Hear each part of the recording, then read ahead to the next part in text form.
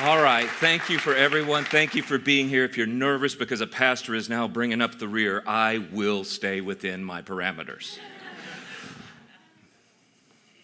One of our church sites is near a public golf course. And there were two guys that were there, and they were teeing off one day, and one guy sets up in exactly the opposite direction of where the hole is. And his buddy says, "What are you doing?" And the guy takes a long swing, and he says, "I hate that church." As it turns out, he was aiming at our building. He couldn't hit it, not by a long shot, but still. Why do you hate that place?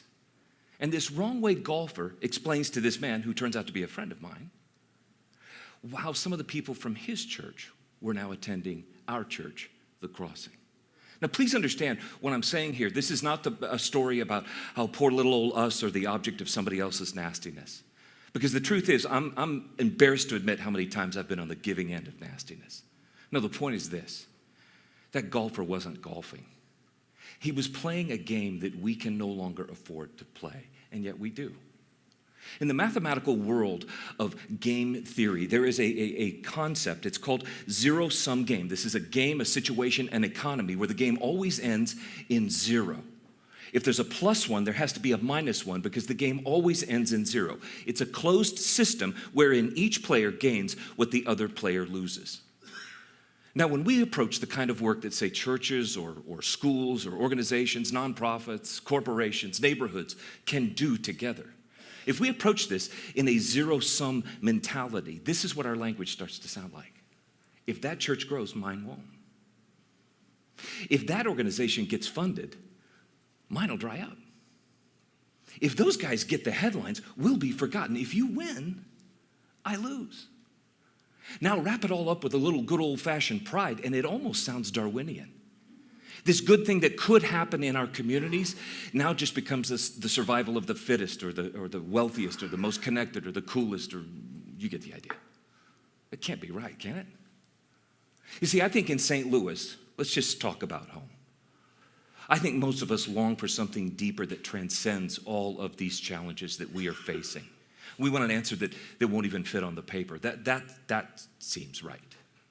So how do we get to those solutions? What do we say to people who tell us, well, it's never been that way, and it's always going to be this other way? I mean, can you even imagine not playing the zero-sum game in this town? Speaking of imaginations, there's a Notre Dame professor by the name of John Paul Lederach, and he writes, if we are to invoke the moral imagination, we must incite and excite the artist within us. So for the next 6 minutes, I'm going to try to stir up the artist within you. Now, some of you are saying, well, I'm not an artist. Not to worry.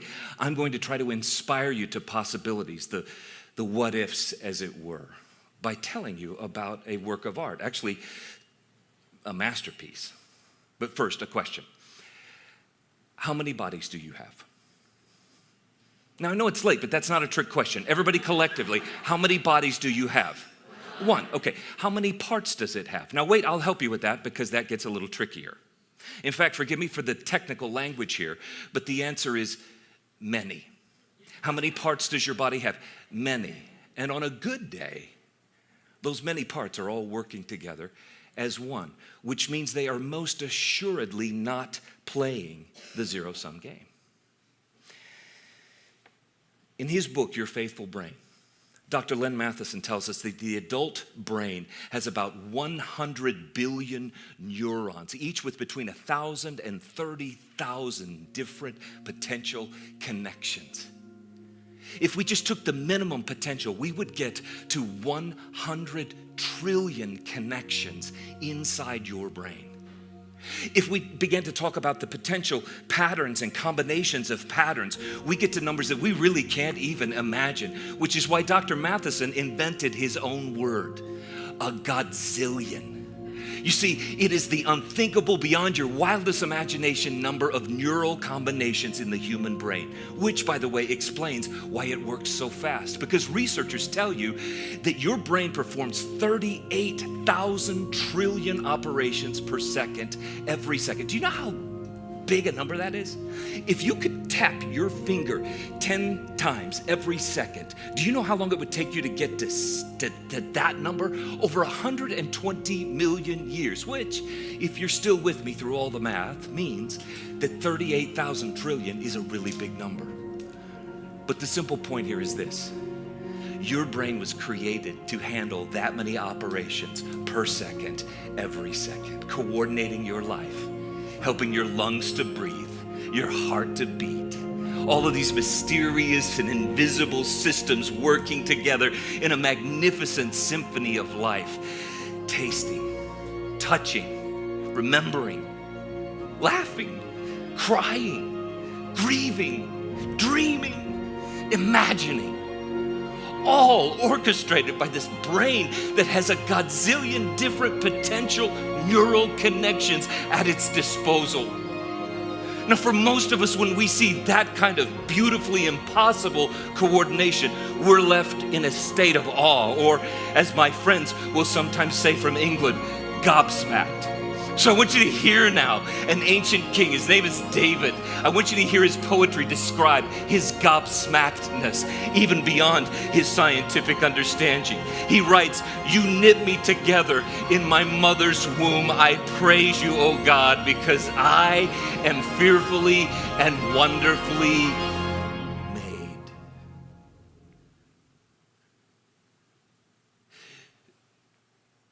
You were intricately, intentionally stitched together by an artisan. Now that you're a little more impressed with the you God created, and you're welcome, by the way. One more question, actually a bunch, but here's the biggie. What if there was another work of art in our midst? What if there was a network of lives that God stitched together with just as much care? There's a first century theologian by the name of Paul who makes that point. In fact, he says the human body is the perfect metaphor for understanding how the children of God are to interact together. And I can make the case that he speaks against zero-sum game mentality. At one point he says you can't have all the parts competing against each other. They have to work together as one, the way the many parts in a body work together as one, needing each other, serving each other, helping to accomplish what a big toe, a liver, and an eyeball could never do on its own. This is not just common sense. This is the genius of God. It's how things happen in this world. And when it does happen, it's beautiful. But what if we were missing it? You see, tonight, here we are at the end, and in the midst of you being convicted and maybe confused by some things, of being intrigued and inspired, of being overwhelmed, or who knows, maybe offended, I've got an assignment for you. Here's what I would challenge you to do for the rest of your week. Notice the people that God has placed in your world around you. Notice this thing that God has done. Notice the intersections and the crisscrosses of your life. Discover again how shockingly, beautifully different some of the people around you are. And then listen real carefully for their quirky little splashes of insight, for their amazingly different perspectives, for their impressive abilities, because it has all been stitched together by a master artisan. And then let's ask this question: what if? I mean, could we imagine? Could something happen in this city?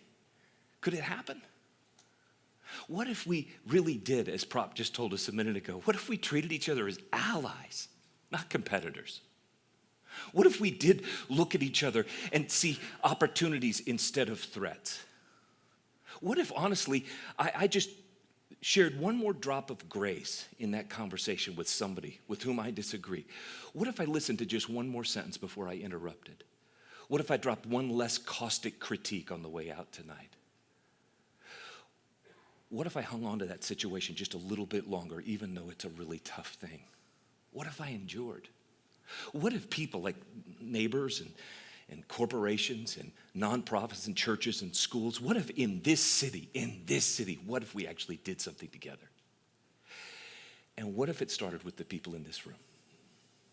What if we refused to play the game we can't afford to play anymore? This is not just sentimental idealism. I think this is how things will change in a fractured world. So, let your interest be stirred.